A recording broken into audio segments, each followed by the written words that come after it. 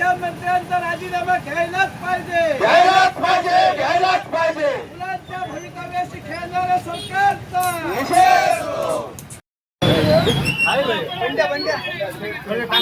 मोदी सरकार मोदी सरकार सरकारचा मोदी सरकार शिक्षणाचा हे करणारे सरकारचा या सरकारचं करायचं काय? खाली डोकं वर पाय, या सरकारचं करायचं काय? खाली डोकं वर पाय, सीईटीचा पेपर विकणाऱ्या सरकारचा निषेध असो, सीईटीचा पेपर विकणाऱ्या सरकारचा निषेध असो, सीईटीचा पेपर फोडणाऱ्या सरकारचा निषेध असो. निषेध असो निषेध असो.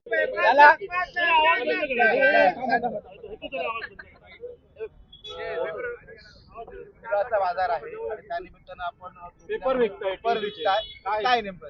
निश्चितच हे उपरोधिक आंदोलन आज आमच्यावर करण्याची वेळ आली आणि या सरकारने आणली आहे. गेली 1 वर्ष बघितलं तर मुलांच्या भवितव्याशी कोणतंही देणं घेणं नसलेलं हे सरकार आहे.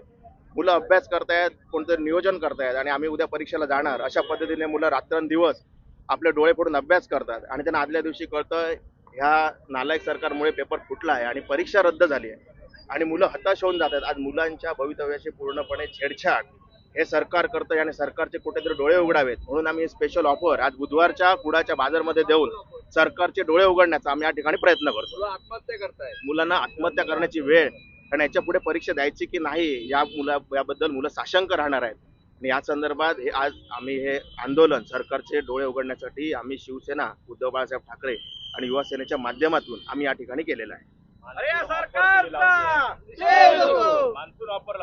मान्सून ऑफर म्हणजे काय? आता शिक्षण मंत्री विकतातच आहेत ना पेपर, ते ऑफर देत आहेत, आमदार खासदार फोडतायत आणि आता मुलांचं भवितव्य फोडतायत.